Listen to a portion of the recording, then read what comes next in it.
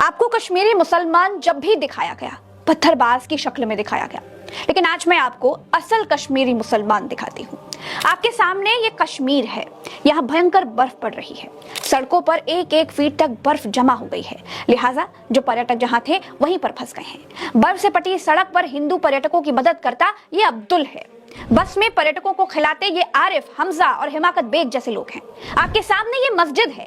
गोदी मीडिया ने आपको मस्जिद के भीतर आतंकी, जिहादी, थूकने वाले तबलीगी दिखाए हैं ना। बहुतों ने मस्जिदों और मदरसों को आतंक के अड्डे बताए हैं।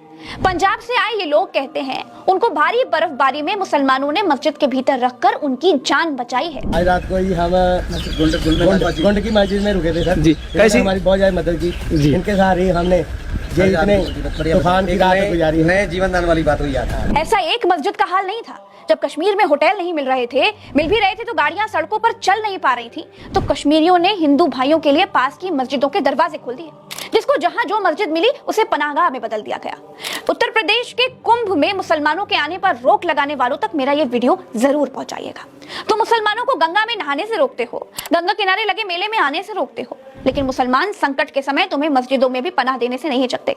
सिर्फ मस्जिद ही नहीं, हिंदू पर्यटकों को बर्फबारी से बचाने के लिए, बर्फीले तूफान से उनकी जान को बचाने के लिए आम कश्मीरियों ने अपने घर के दरवाजे तक खोल दिए।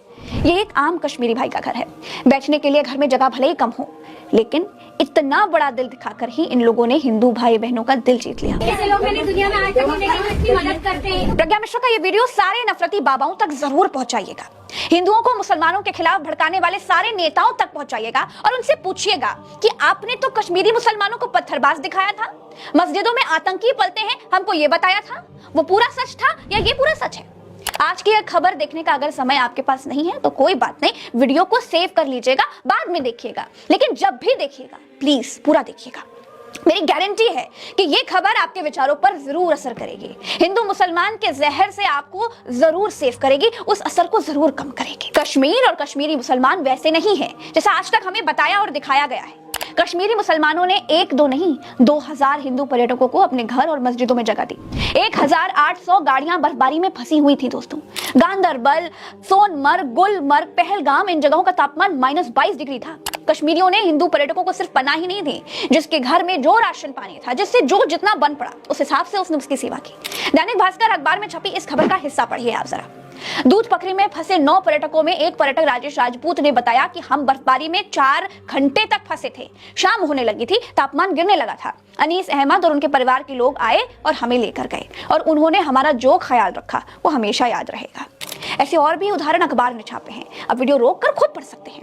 दोस्तों, इन नेताओं के भड़काने में प्लीज मत आइए, बाबाओं के लड़ाने से लड़िए मत। बस एक बात याद रखिए, 700 साल तक इस देश पर मुगल शासन रहा। 700 साल तक देश पर मुसलमानों ने एक छत्र राज किया है। अगर मुस्लिम राजाओं ने तलवार के दम पर इस्लाम फैलाया होता तो आपको लगता है कि 700 साल में भारत के भीतर कोई हिंदू बचता? और अगर 700 सालों तक मुगलों ने भारत में तलवार के दम पर इस्लाम फैलाया था तो भारत में सिर्फ 20% ही मुसलमान क्यों रहे? क्यों बहुसंख्यक आबादी मुगल काल में भी हिंदुओं की ही थी?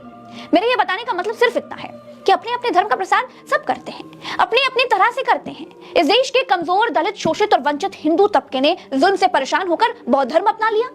उस पर कोई बाबा, कोई नेता, कोई कुछ नहीं बोलता, लेकिन मुसलमानों के नाम पर ये सब आपको भड़काने के लिए चले आते हैं। मस्जिदें खोदने के इस अमृत काल में हो सकता है आपको प्रज्ञा मिश्रा की बात पसंद ना आए, लेकिन तब भी मेरी आखिरी कोशिश यही रहेगी कि मैं चींटी जितने प्रयास से अगर मुट्ठी भर लोगों के दिमाग को भी अगर नफरत के जहर से निकाल पाऊं तो मैं खुद को बड़ा सौभाग्यशाली समझूंगी।